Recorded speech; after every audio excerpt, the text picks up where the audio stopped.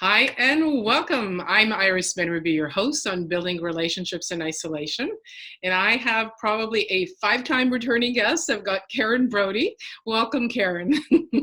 Hi, Iris. It's good to see you again. Well, I'm thrilled to have you on. You're such a guest and such great information that I really wanted to share this with my tribe. So you're going to talk about how to revive your garden. So how to revive your sexual garden, to be specific. Yes. So how did you come to this? What's been your journey to get to here? Well, I've been coaching men for about 20 years. And before that, I worked with couples and I also worked with women. And what I've come to find is the most common issue that men and women have in relationships is the sexual aspect. And the reason for that is that so many of us believe that the sexual part of our relationship just organically happens. Mm.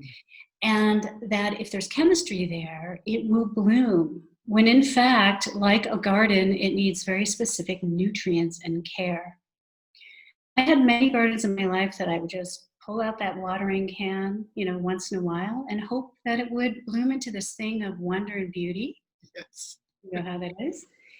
And I killed many a garden. And this is what happens to our sexual relationships. If we don't feed them, they ultimately die. Yeah, and what's the effect on long-term relationships? I think it's hard for a relationship to be sustainable if one person in the relationship is wanting more lovemaking and not getting it. Now, you can pull out that watering can, and women do this a lot. And now and then you just sort of take care of business. But because I work very privately with men and I know what goes on for them emotionally and psychologically, I can tell you that you're losing a lot of the man when you do that, because a man connects through lovemaking to his heart. And so if you want a man to be in service to you, of support to you, and you're not tending to the sexual garden, you're not going to get the best out of the man. Yeah, and I'm going to play devil's advocate here for any women that are listening. It's like, well, what do you mean? Right? So if they're having that kind of reaction and you've worked with women before and you've worked with women in couples, what's your response to that? Well, I imagine what a lot of women are thinking and feeling is, what do you do when you don't want to do it? Mm. What do you do when you don't want to take care of your health? What do you do when you don't want to take care of your body, right? We commit to things because we know they create a frame for us to bloom within our lives. And it's the same with a sexual relationship. One of the misconceptions is that you need to be in the mood or turned on. And, for people over 40, even over 35, it's rare that both partners are feeling it in the same moment.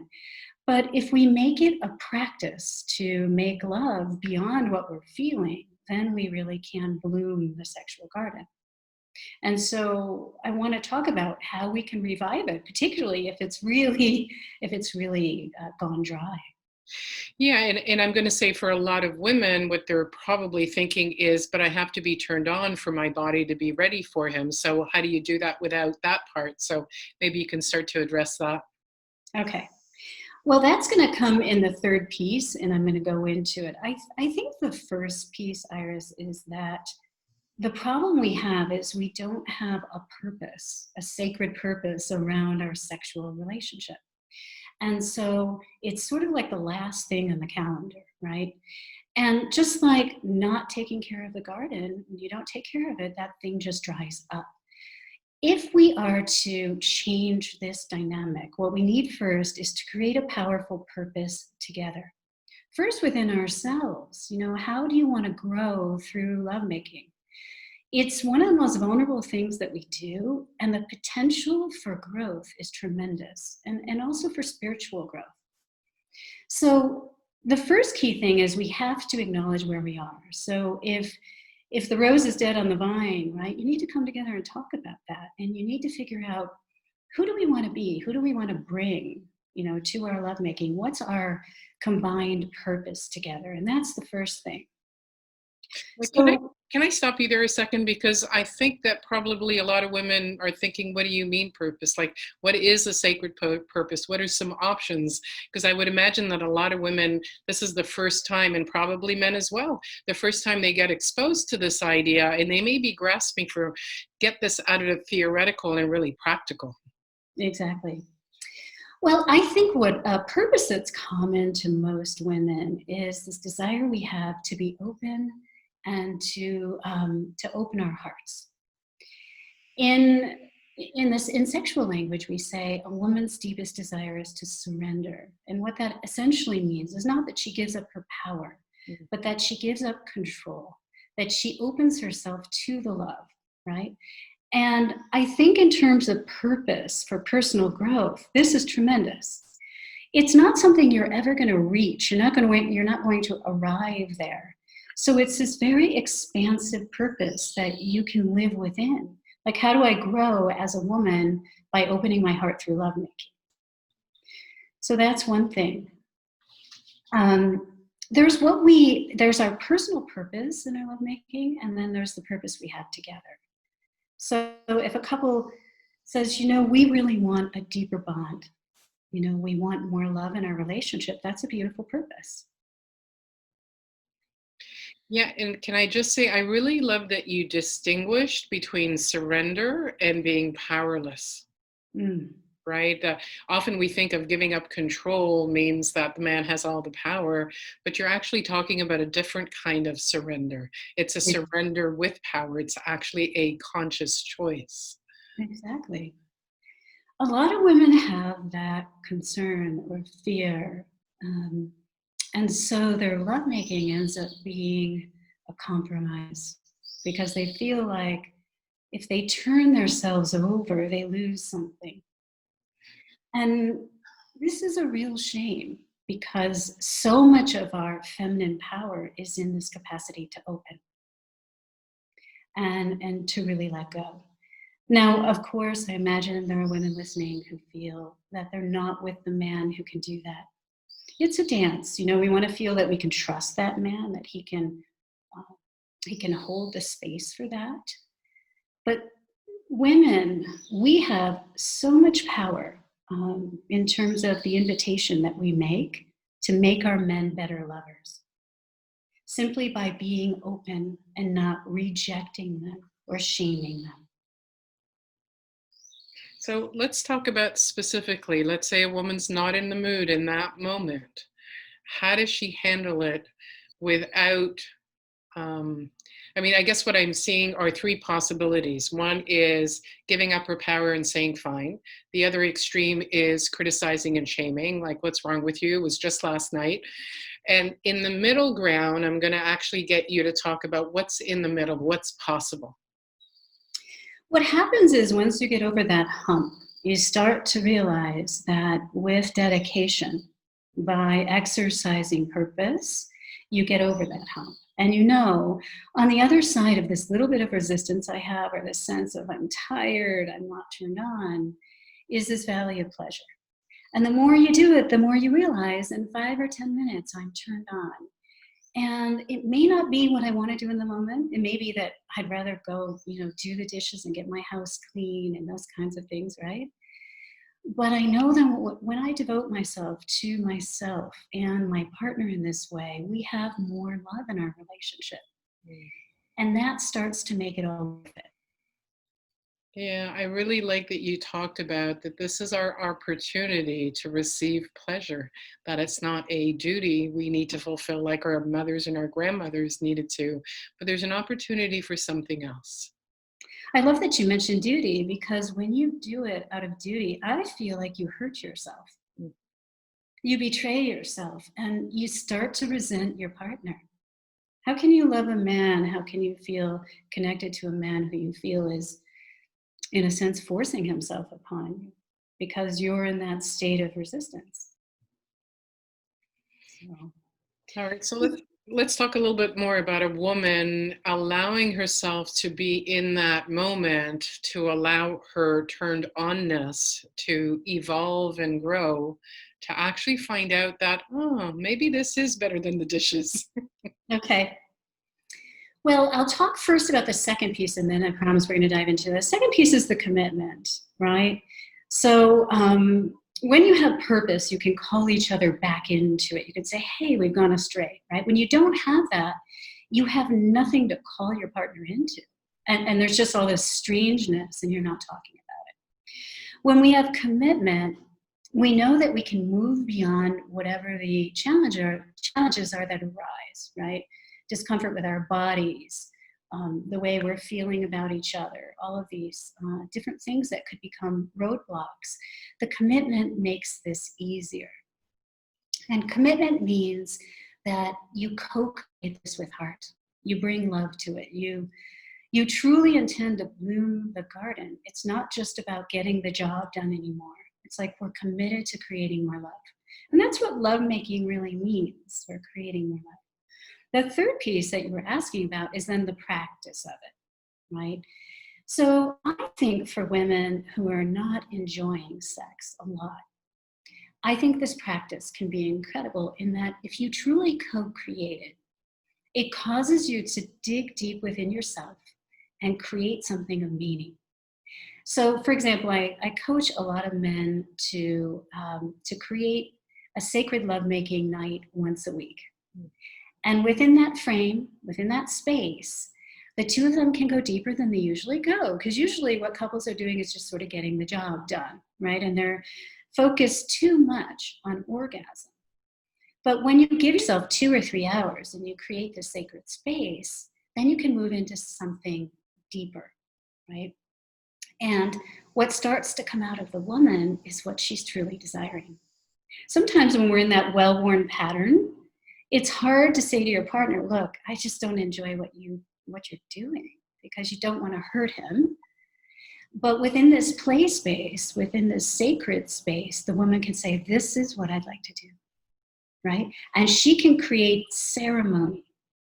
She can take the man into deeper places that he hadn't thought to go, and vice versa.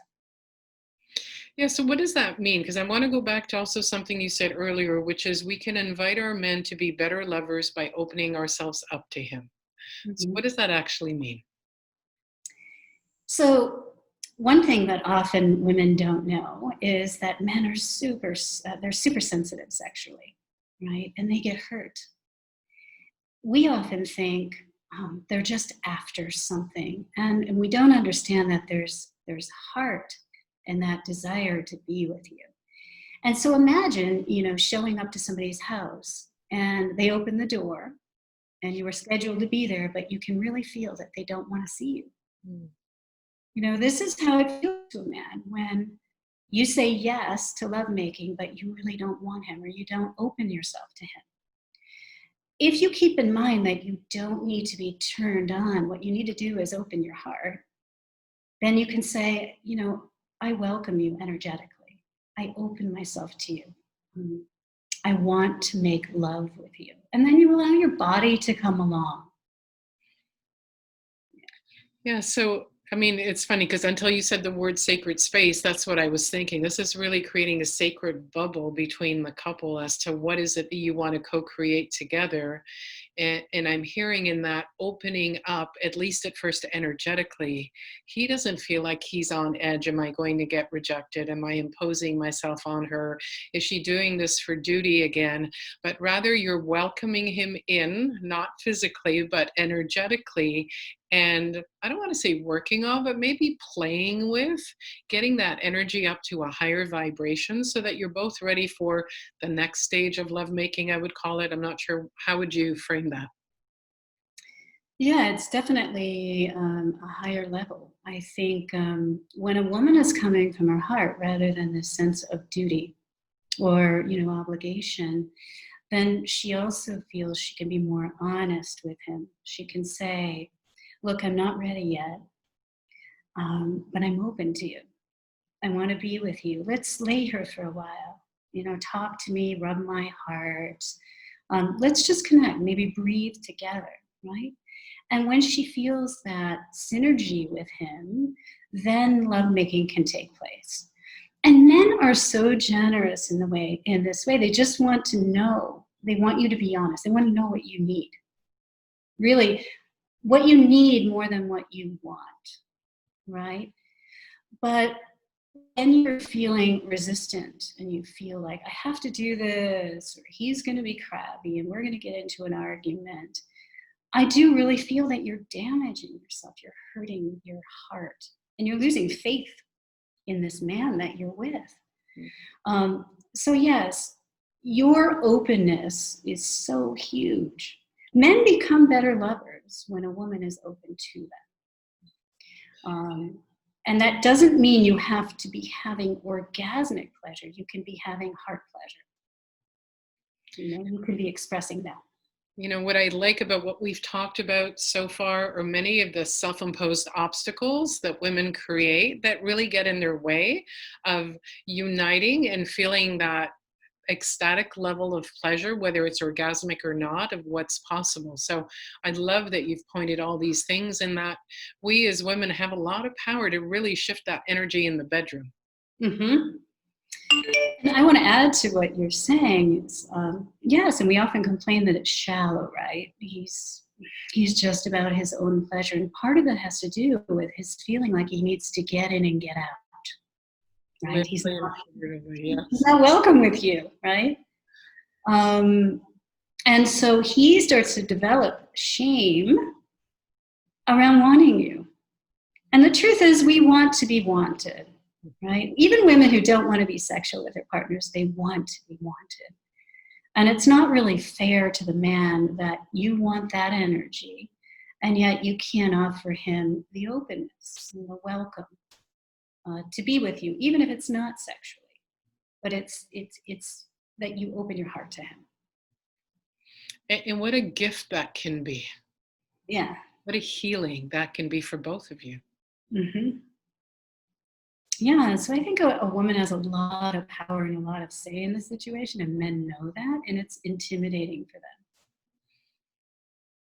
You know, and again, I'm going to invite our viewers to, it's your decision to make along the way to decide, am I creating some of this? In what way am I responsible? And is this man capable of giving me what I need? I think there's both pieces to be played out. What would you say to that, Karen? I would say you have to try it out first. If you give him you and you open yourself to him and you communicate clearly and honestly with him about what you want and need and the quality of your lovemaking, and he just can never be on board with that, I doubt that. I do. But if he can never be on board with that, maybe he's not the right partner for you. Okay, now I know that you also have a 3-step process. Can we speak to that now? Well, we've been speaking to the process, so let me just go through it again. This is super deep, and sometimes I coach people through this process for months. But that first piece is, like I was saying, without purpose. When you hit the roadblocks, you don't know how to call each other into the love. It's just like with anything in life, right? If you're creating a project of magnitude and you don't have an express purpose around that, everything gets in the way.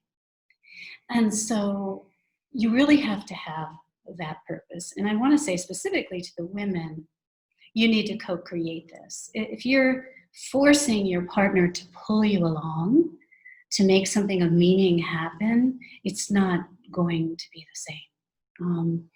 The second piece was the commitment. Like, we do this and we don't give each other cheap excuses. I can't tell you how often I hear this from my clients, that they get the whole litany of excuses. I'm stressed, I'm tired, the kids wore me out.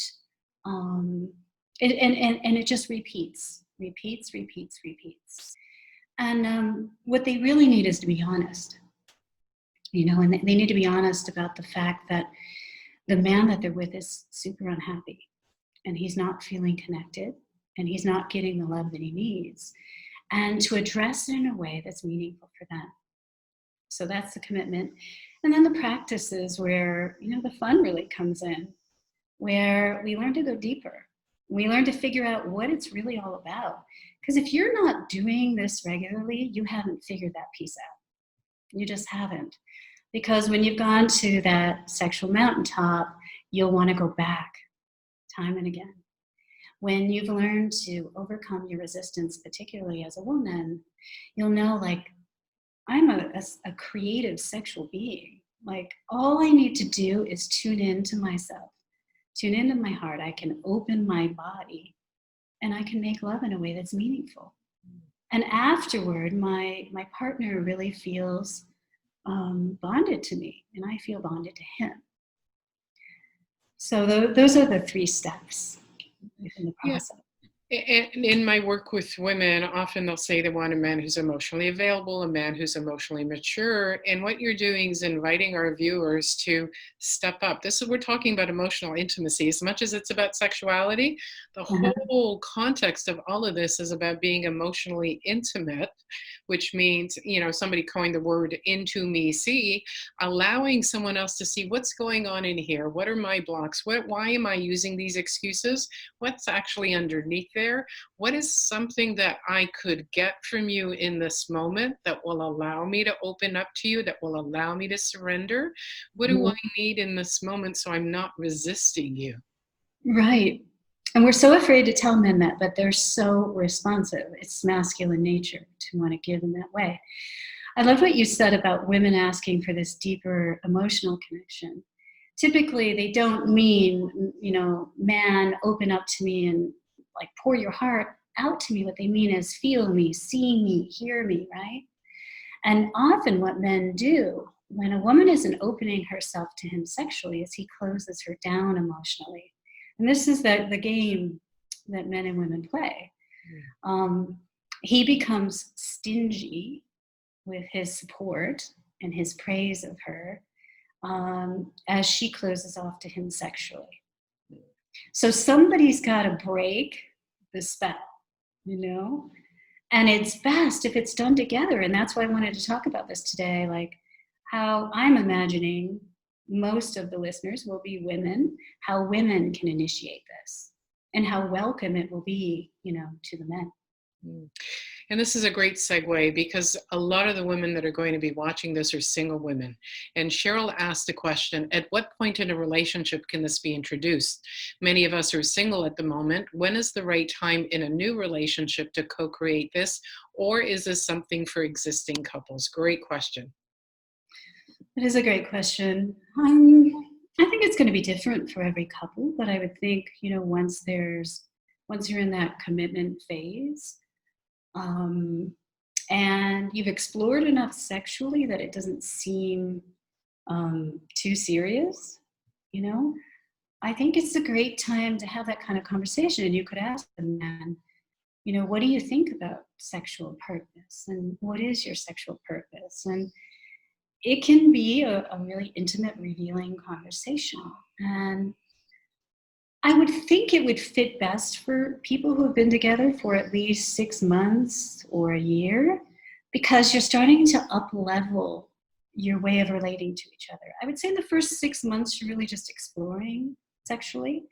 But I don't think there's any exact number, because there are people that are super conscious that go there in a month, because they're mature and they've done the work, right? Yeah, and I just had a thought which I lost was, something as simple as, what I would love right now is if you would just caress my arm for a couple moments. It's exactly in alignment with what you're talking about, Karen. Ask for what you need. Give him the signs, the cues, the markers, so that he can open you up and he doesn't have to guess and feel like he's on edge trying to get it right, and maybe he's going to mess it all up. So again, it comes back to what you said. Women have a lot of power and we get to guide our men even at the beginning, but this deeper conversation that you can have will actually create safety in the relationship. Exactly. But we have to get out of the mindset that the man is just about getting off. Because if you're in that mindset, you're going to put up a wall. I've been there, I've personally done all of this. I put up all the walls, and the wall would just go up. And I would feel like, what do I need to do to just sort of get this over with, right? And what a violation that was to myself. But if we're coming from a place of he really wants to love me, Mm. and he does that through lovemaking. It doesn't always seem that way, right? But you can hold him in a high regard. And you could say, this is ultimately what he wants from me, is he wants to love me. Then again, you can tell him where you're at and say, here's what would feel good to me right now. Mm. So what we have another chat. Kathy said, you can break the spell if the man is willing. Totally in alignment with this. She says also that after 35 years, I find that men are absolutely shut down. Karen, you're on the other side of this. You're actually coaching men one-on-one. Yeah, big smile on your face. I want to hear your response to that. And then there's another question I'd like to address here. I don't find men to be shut down. I think sometimes they get shut down by women who are critical, or who don't understand that men don't have the same emotional world that we have. They don't live in that world. And so oftentimes when you ask a man, what do you feel? And you're so hungry for that, it doesn't make a lot of sense to him.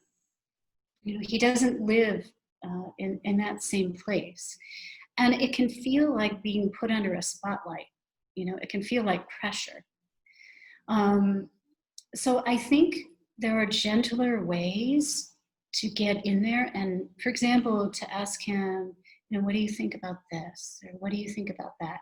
These questions are easier for men.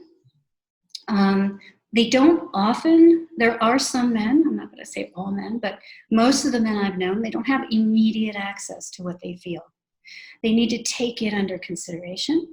So you might say, you know, I'd like you to think about something. I'm curious about how you feel about something. I don't want to put you on the spot.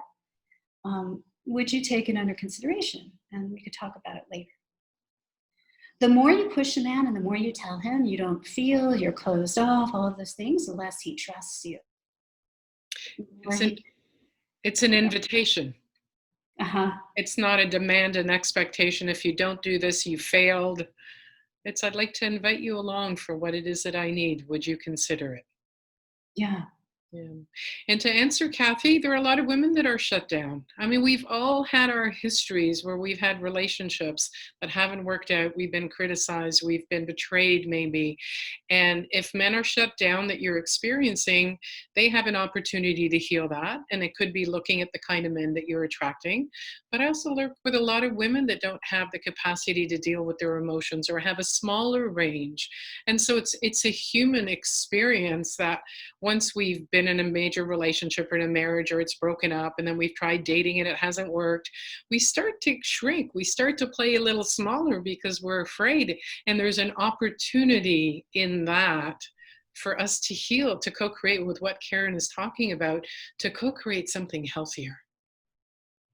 You know, you hit on something really important. So sometimes women are saying, why don't you open up to me? And sort of hitting the guy over the head with a hammer, right? Because we want that, because that makes us know we're trusted. Right? That's what we women do with each other. We open up, and that means I trust you. But if you're not responsible emotionally, so in other words, if you just spew your negative emotion all over the place without harnessing that or taking responsibility for that, a man's not going to trust you emotionally. All right. He's going to be afraid of that explosiveness if he opens up to you. So a couple more questions we have. How does the current stressful situation like the pandemic, the riots, affect sexuality in a physical, mental, emotional, and spiritually? And what happens to sexual desire and sexual dialogue under these situations?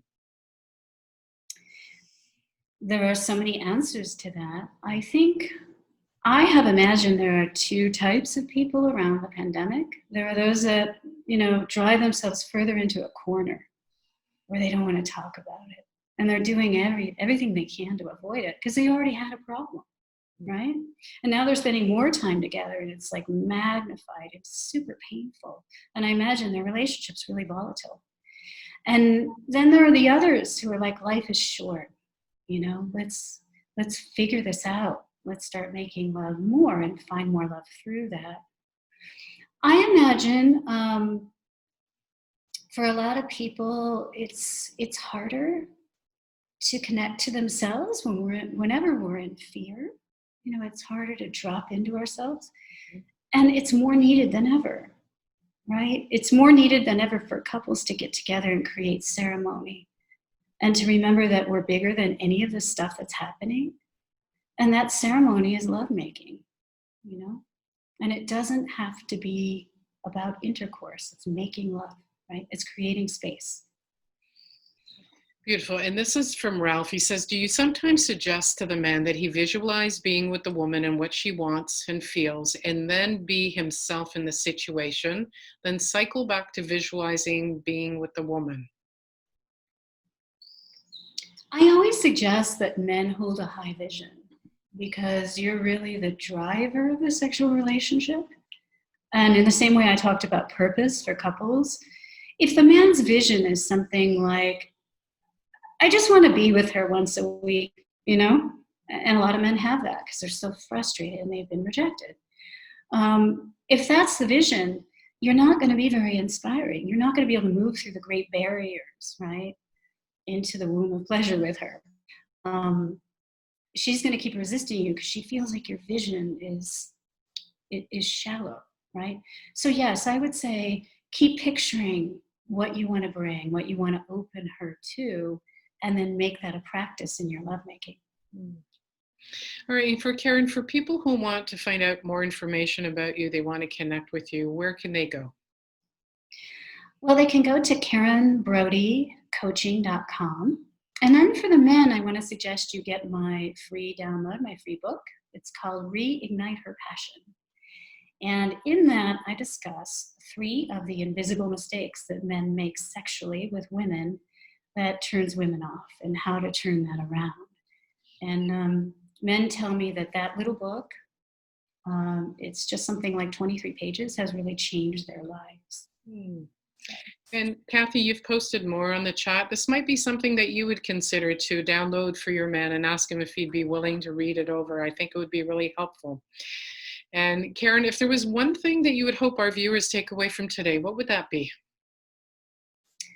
I would say stop hiding that lovemaking is a beautiful opportunity for healing. And it's a beautiful opportunity to expand the love garden and make it happen. You know, if we're not going to make transformation happen now, then when? And that's what I'm hearing. It's an opportunity to create that sacredness, that bonding, that safety that we're all hungry for anyway. And you've just given us the tools. All right, and with that, I want to say Kathy said she will download it, so I'm really happy about that. I want to say thank you for your time, Karen, for the strategies that you've shared with us and the difference that you make in the world. Thank you too. Bye, Iris. Bye, everybody. Bye, everyone.